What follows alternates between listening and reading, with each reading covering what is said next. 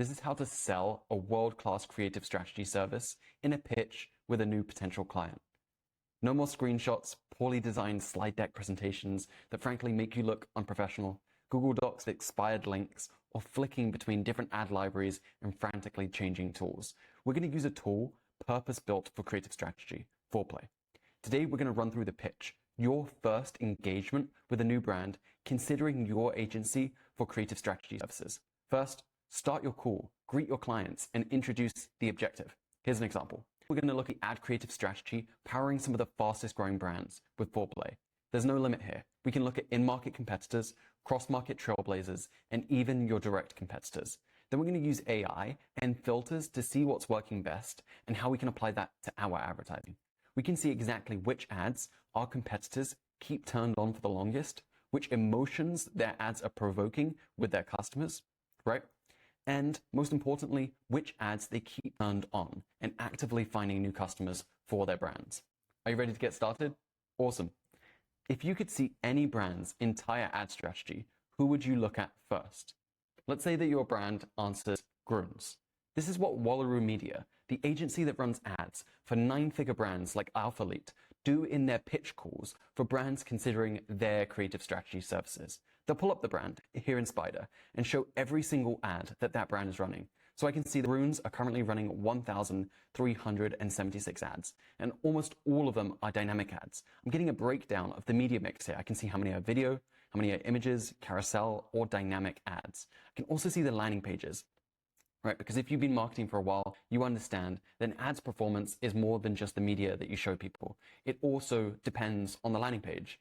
If you show an ad to somebody who's scrolling down their feed, they see your ad, they tap on it, and then they're presented with a white screen for 8 seconds while your website loads, they're going to back out and carry on watching funny cat videos. So your landing page is crucially important. And here in Spider, we can see exactly which pages our direct competitors are sending people to. So Grunz are sending people to this page for first orders in 633 of their active ads. That's 46% of their active ads right now.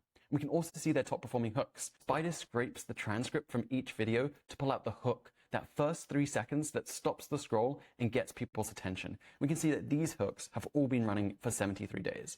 But what about the actual ads? Spider is also hand delivering each of the ads that Grunz launches on autopilot. We don't have to do anything. They're just automatically fed to me here. But maybe I'm not that interested in the ads that Grunz are testing right now. They might have turned this one on today, but tomorrow they might turn it off. They might find that it doesn't work for them anymore.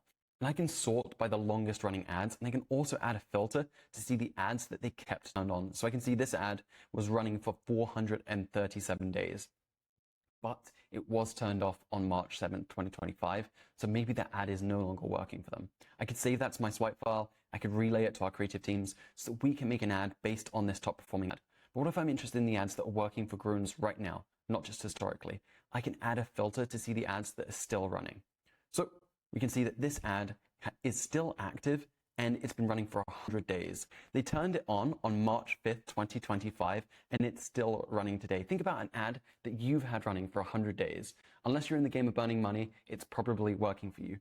We can also do an AI analysis here. So we've got AI without the learning curve. It's just on autopilot. I can see the exact emotions that this ad is provoking in their target customer and who this ad is targeting, right? It's health conscious adults. So if I click on see more here, I'm going to see every ad that's competing for this creative target. We have unprecedented insights into what's working for brands competing for this creative target. I can also spy behind the curtain and see exactly which ads Grunz are launching on any given day. And we can do this for any brand that you're working with, that you're interested in, we can see exactly which ads they're running.